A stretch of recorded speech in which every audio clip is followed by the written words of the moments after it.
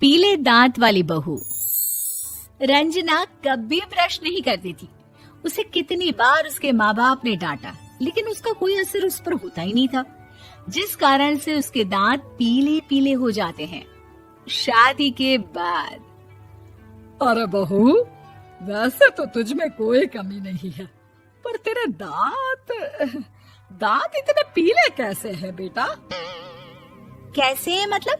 कोई सर्जरी थोड़ी ना कराइए। वो तो क्या नाम, मैं ब्रश नहीं करती थी तो पीले हो गए। अब क्या करूं?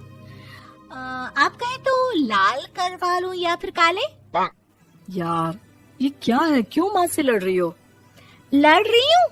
अरे मैं लड़ रही हूँ या ये बोल रही है कि दांत पीले हैं, पीले। अरे तपस्या थोड़ी ना की है इन्हें पीले करने के लिए। बकायदा ब्रश नहीं किया है 20 साल तक, तब जाकर। छी, कैसी बात कर रही हो? ये उस वक्त तो पीले नहीं थे जब हम लोग तुम्हें देखने आए थे। अरे तब साफ करवा लिया होगा डेंटिस्ट के पास जाकर। अब देखो कैसे पीले पीले लग रहे हैं। रंजना सास की तरफ गुस्से से देखती है। फिर शुरू हो गई पीले पीले पीले। अरे पीले तो तब भी थे जब मेरे हाथ का रसगुल्ला उड़ा उड़ा कर खा रही थी और बोल रही थी, लड़की नहीं गुणों का खजाना दे रहे भाई साहब आप। खैर, अब वो लोग करते भी तो क्या करते, पीले दांत वाली बहू पल्ले पड़ी थी तो झेलना तो था ही। एक दिन कीर्तन में रंजना गाना गा रही थी। अरे कमला बहन, माँ का द्वार है, यहाँ तो सब शुद्ध होकर आते हैं, फिर अपनी बहू को ब्रश भी नहीं करवाती तुम। दूर से पीले पीले दांत भक्ति में बाधा उत्पन्न कर रहे हैं। अरे कोई 2 साल की बच्ची थोड़ी ना लेकर आई हूँ मैं बहू बनाकर। अच्छी खासी लड़की है, अरे कैसे करवाऊं ब्रश? ये तो उसे खुद करना चाहिए ना। अब माँ बाप तो इसके जैसे तैसे निपटा दिए, ये नहीं सोचा कि सास कैसे संभालेगी। सास बहू को लेकर घर आ जाती है, लेकिन सोच लेती है कि अब इसे लेकर कहीं नहीं जाएगी। अगले रोज बहू कहती है, अरे क्या हो गया, मंदिर नहीं जाना क्या? कीर्तन का वक्त हो रहा है। मेरी मधुर वाणी से कान्हा जी जागते हैं और सोते हैं। आप तो जानती है ना उनकी भक्ति में कितना मन लगता है मेरा। वो क्या है ना, तबीयत ठीक नहीं लग रही है मेरी, आराम करूंगी मैं। तबीयत ठीक नहीं लग रही? अभी तो मिथुन के गाने पर नाच रही थी आप, और अब बोल रही है कि तबीयत ठीक नहीं लग रही। अरे भक्ति में मन लगा लो सासू माँ, ऊपर जाना है, क्या मुंह दिखाओगी आप? हाँ? सास को बहू की बात पर गुस्सा आ जाता है। मैं क्या मुंह दिखाऊंगी, इसकी चिंता तो ना कर, समझी?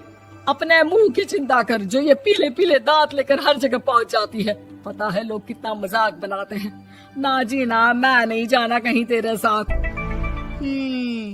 तो ये बात है, कोई ना, मत जाओ, मैं अपने कमरे में ही बैठकर भक्ति कर लूंगी। ऊपर वाला दांत थोड़ी ना देखता है, मन देखता है, भावना देखता है। और अरे बस बस, तू सब कुछ दिखा, बस ये सफेद चमकदार दांत ना दिखाना किसी को, है? जा यहाँ से। बहू को सास की बात का कोई फर्क नहीं पड़ता, वो तो जैसी थी वैसी ही रह जाती है। सुबह नहाकर किचन में खाना बनाना, फिर खाना खाना, कीर्तन भजन करना और सो जाना। एक दिन, माँ जी मैं सहेली के घर जा रही हूँ, शाम को लेट आऊंगी। हाँ हाँ तो जाना, मैंने कौन सा तेरी आरती करनी है घर पर बैठकर। रंजना सहेली के घर जाती है, जहाँ वो पार्टी में जाने की तैयारी कर रही होती है। अरे शिखा, कहाँ जाने की तैयारी कर रही है? मैं गलत वक्त पर आ गई क्या? अरे नहीं यार, उल्टा सही वक्त पर आई है। मैंने ये साड़ी और ज्वेलरी निकाली है यार, शाम को इनके ऑफिस की एक पार्टी में जाना है। बताना कैसा लग रहा है ये सब? नहीं यार, इस ड्रेस के साथ तो वो वाली ज्वेलरी अच्छी लगेगी। हाँ हाँ सही बोल रही है, मैंने ध्यान ही नहीं दिया। वैसे तो हमेशा से मस्त फैशन सेंस रखती है। तो बड़ा जाती होगी ना पति के साथ पार्टी में। रंजना कुछ नहीं बोलती, बस सोचती है कि यार काश ये बात सही हो जाती, पर मैं क्यों नहीं जाती पार्टी में? क्या इन लोगों की कोई पार्टी होती नहीं होगी? रंजना घर आती है और रात में पति से सवाल करती है, एक बात बताइए, आप मुझे किसी पार्टी में क्यों नहीं ले जाते? क्या आपके यहाँ ऑफिस में पार्टी नहीं होती? पति बेचारा क्या कहता कि दांत पीले हैं तुम्हारे इसलिए। अरे कोई पार्टी होती नहीं हम लोगों के ऑफिस में, तो कहाँ से लेकर जाऊं? और मार्केट, मॉल, कहीं वीकेंड घूमना, कहीं तो। अरे यार, सारे हफ्ते में एक छुट्टी मिलती है, तो सोचता हूँ कि आराम ही कर लूं। क्यों? रंजना मन मार के रह जाती है। पहले कभी सास के साथ मंदिर जाया करती थी, लेकिन वो भी सास ने ले जाना बंद कर दिया। घर बैठी बैठी रंजना बोर हो जाती है। तभी उसे आइडिया आता है और वो मायके जाने का सोचती है। सासू माँ, 2 दिनों के लिए मम्मी के घर जा रही हूँ। अच्छा ठीक है, आराम से जा। और हाँ, माँ से कुछ अच्छी आदत सीख कर आना कि कैसे शरीर के हर भाग की तरह दांतों की सफाई भी जरूरी होती है, समझी? शुरू हो गई ना आप। वो लोग आपकी तरह नहीं है कि छोटी छोटी बात का बतंगड़ बना दे। उन लोगों के लिए मैं मायने रखती हूँ, ना कि मेरे पीले पीले दांत। रंजना माँ को बिना बताए उन लोगों को सरप्राइज देती है, लेकिन जैसे ही वो दरवाजे पर पहुँचती है, अंदर देखती है कि घर वाले कहीं जा रहे होते हैं। अब माँ, काश रंजना दीदी के दांतों वाली प्रॉब्लम नहीं होती, तो वो भी हम लोगों के साथ चलती ना बुआ जी की बेटी की शादी में। हाँ बेटा, लेकिन अब उसे कौन समझाए कि उसको उसके पीले दांत नहीं दिखते, लेकिन उसके आसपास के लोगों को कितना एम्बैरेसिंग फील कराते हैं।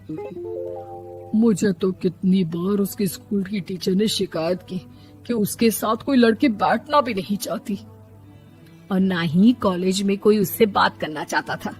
लेकिन पता नहीं क्यों उसे ये बात समझ में ही नहीं आती।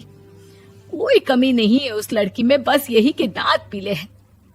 वो तो भला हो जीजा जी और उनकी माँ का, जो दीदी को जैसी है वैसे ही रखा हुआ है। रंजना को अपने घर वालों की बात सुनकर बहुत दुख होता है।